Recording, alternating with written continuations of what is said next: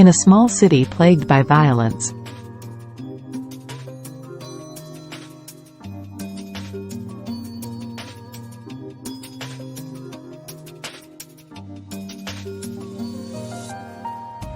gangs controlled the streets.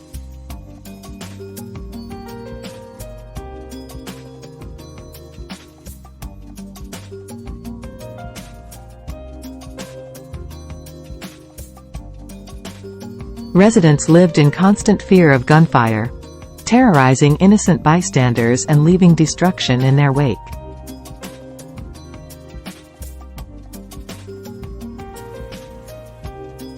One fateful night, a young man was shot dead on a busy street corner, and the sound of gunshots echoed through the neighborhood, sending shockwaves through the community. By the time the police arrived, the perpetrators had fled the scene. As news of the shooting spread, the media descended upon the town, eager to sensationalize the story. Reporters painted a grim picture, portraying the city as a lawless wasteland overrun by violence. The public quickly judged, blaming the police for their perceived incompetence in handling the situation.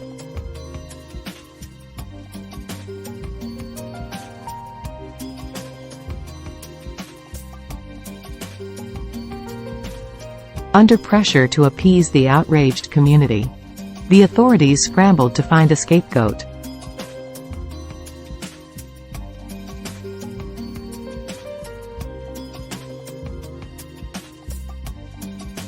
They targeted a local activist who had been vocal in criticizing the authorities, particularly the police's response to the rising crime rates.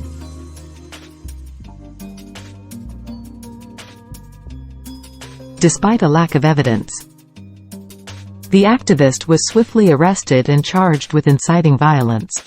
Meanwhile, the real perpetrator remained at large, seemingly justified by the chaos and fear gripping the town. The overwhelmed police struggled to keep up with the constant stream of crimes.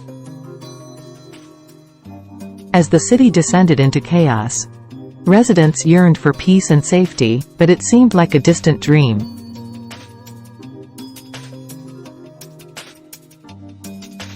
The impact of gun violence had left a scar on the community that would take years to heal.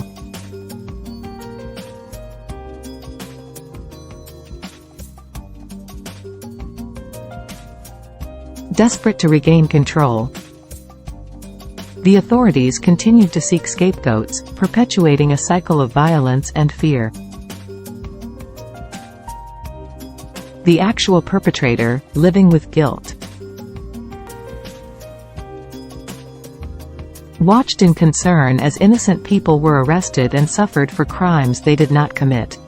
The media capitalized on each new arrest with sensational breaking news, providing talking points for the public. This environment made it extremely difficult for the perpetrator to turn himself in. His remorse grew while reflecting on the wrongly accused crime victims. His disdain for the system and society deepened. He believed he would be dead the minute he turned himself in. So, he instead sent a note in disguise.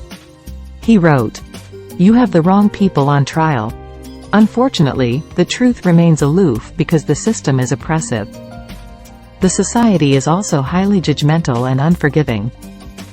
Even reading this truth still makes you skeptical."